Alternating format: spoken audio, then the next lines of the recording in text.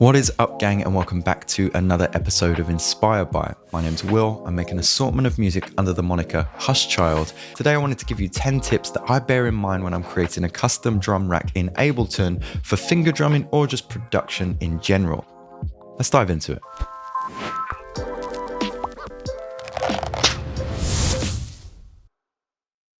I think today I'm going to create a UK garage rack. I'm going to be mostly using the MPD-26, but as I mentioned, these are just great things to bear in mind when you're working inside Ableton. When you're dragging your first sound, what I would suggest is right-clicking that top bar and switching it from simpler to sampler. Later on in the video, we're going to have to make use of zones. This is going to really come in handy. I'm going to choose maybe my next kick sound and drag that in. I'll choose a few at the bottom here at random, and then we'll move on to my snares. Let's speed this video up. So something to bear in mind in the drum rack is when you open up the show hide chain list, you get all of your drums here. What I like to do is preview my drum sounds, see which ones I'd like to use for the kit.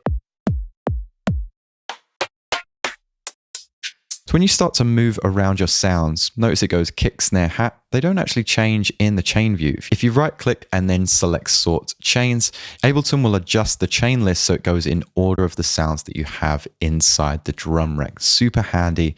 Didn't realize that that was there. I'm going to keep it real simple for us and just use these 4 sounds that I have here now. Now maybe snare 5 isn't hitting hard enough. Maybe I want to layer it with another sound. What I can do is drag a sound and hold command and drop that on the same pad. I now have an instrument rack and those 2 sounds are going to play together. That's a really handy thing to bear in mind. We have snare 2 and we have snare 5 here. And of course you can pan those and you can change the level of them too. For now, I'm going to get rid of that second layered sound because I want to show you a way that you can actually cycle through your samples if these options weren't enough. This is how I would usually go about changing drum sounds between songs during live sets. This is where the sampler comes into play. I'm going to select zones and then choose all 8 of my kick drum sounds and drop them in. I'm going to do the same with the 8 snare samples and the same with the hi-hat too. So right now, all of the kick drums are playing together. So you're going to come to select up here, come to the top blue zone, right click and distribute ranges equally. You can now cycle through the different zones and choose from your 8 kick drum samples. To have a pot that cycles through those zones, all you're going to do is right click on the zone selector up here and map to macro 1. You can now cycle through those kick drum sounds. Or if I want to press Command M and map that pot to a particular physical pot on my MPD, then I can just tap the pot, tap the knob that I want to use, Command M again, and now again I can cycle through those sounds. So I would do this with all my kit sounds during live sets. I'm going to apply that to my kick, my snare, and my hi-hats. Something that I think is really cool to bear in mind is if you take your hats and put them on the pad above and then add something like an arpeggiator, place the arpeggiator before the sampler and take that rate down a little bit. And now you have some quick rattle hats. You can create a couple of these, even EQ them or add pitch changes to them, and then you get some variations. Whilst we're on the topic of hi-hats, there's 2 ways that you can go about randomizing your hi-hats as well. This is a very static way of playing in the hi-hat. So what I like to do is just add the velocity tool for that particular pad, and you can randomize that velocity. I would set it not to silence, but to maybe like 60 or something like that, up to 127. Every time you play your hi-hat, it's going to be a different velocity, which makes it sound a little bit more humanistic. Furthermore, we can also add the random MIDI device and the pitch MIDI device after that. And then if you group these devices, set your chance to 100, and then maybe take the pitch pot up a few semitones, you'll get something like this. Again, it's a great way to add variation to those hi-hats. Another fantastic way to do this is actually to use loops. I'm going to get a random one from Splice, and the first thing we'll do is choose Slice. I'm a poet now. Now for me, with this particular MPD, when I choose Slice, I can't actually play the key. So what I'm going to do is choose Scale, and then just pitch my scale down -24. So it's playing the right note on the first slice. I want to randomize this. So you guessed it, I'm going to choose the random MIDI device, and that's going to go after that first scale. I'm going to take my chance up to 100, and I'm going to give myself 12 choices. Now, every time I play the hi-hat, it's going to give me a different sample choice, which is a great way to get some really unique humanization going on. For now, because we're making a garage kit, I'm going to go back to the first sound that I had. If you've been following the channel for even a little bit, you can just tell that I love tools that speed up your workflow. And that's why this episode is sponsored by DistroKit. More importantly, their new service, Mixio. You see, with Mixio, you just throw in your track and it's gonna do all of the hard work of mastering for you. I used it to master my last single, and I'll show you how it works with the Timberland track that I made from a couple of episodes ago. If you haven't seen it, check it out. So from here, you can listen to the mastered track versus the original. Here's the mastered one. Here we go. And here's the original. Much quieter, right? You can also switch the intensity from low to high, which is like looking at volume options.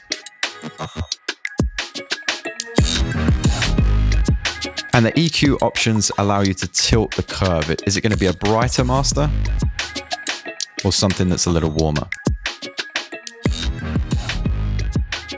Once you're done with that, you just hit download and you'll have options to download your track with medium quality MP3s or high quality WAVs. It really is a wonderful service, and that's why I continue to use and support DistroKit. If you want to get involved, use the link in the description below.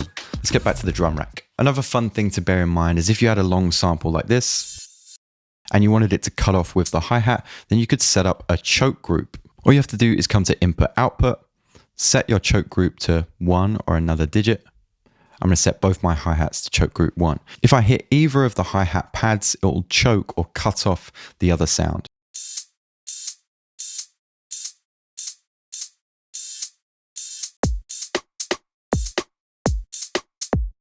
Something that I used to do in live sets was utilize tracks to keep me in time. And you can actually send MIDI instructions to your drum rack. I've got a shaker up here and I want to use that as the metronome to keep me in time. So what I'm going to do is create a new MIDI track, a MIDI clip on the track below. And then what I'm going to do before I draw anything in is up here in the top right, instead of having the master as the out, I'm going to have the drum rack as the out, and I'm going to send my signal from the shaker loop that I have that's going to come out of the drum rack. It'll make a little bit more sense inside. So I'm just going to create a random pattern here, and we'll see what shaker samples occur. Let's just loop that up.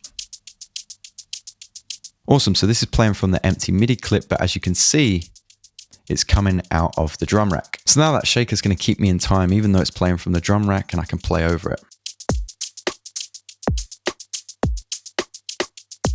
It's much more tasteful than a click, and you can create loads of percussive elements inside one tidy rack. If you had a percussive drum rack, you could also use that MIDI function to create a whole bunch of drum fills at random, but I've also got a short on how you can use the drum rack to create new drum fills that you wouldn't have otherwise thought of. I would strongly suggest checking that out after this video. I'll leave it in the top right.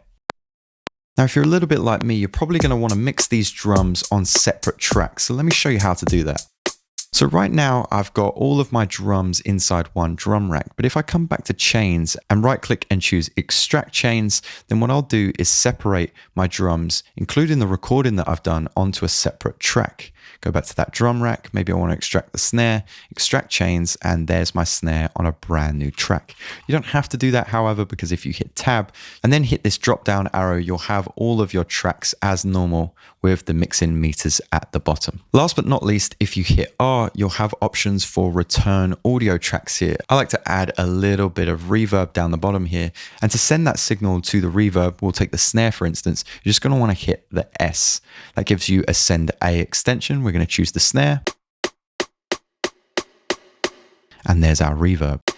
I spent a little bit of time with the UKG kit as well as 4 other kits which you can download from my Patreon. These are all being manipulated by the selector controls, so not only will you be able to cycle through samples and switch up your sounds on the fly, you'll also be able to shape the tone of the drums and carve them into your own sounds. Here's a little preview of each of those kits. We've got the UKG kit, as you've heard, as well as a drum and bass kit. We've got the numbers kit, which is essentially the 707, 808 and 909s from Ableton, as well as 2 Hushchild kits, my lo-fi pack and my boom bap pack as well. So do check those out at your own leisure. It's a great way to support the channel and get yourself some exclusives. Thank you so much for stopping by, guys. Let me know what you want to see in future, and I'll see you next time.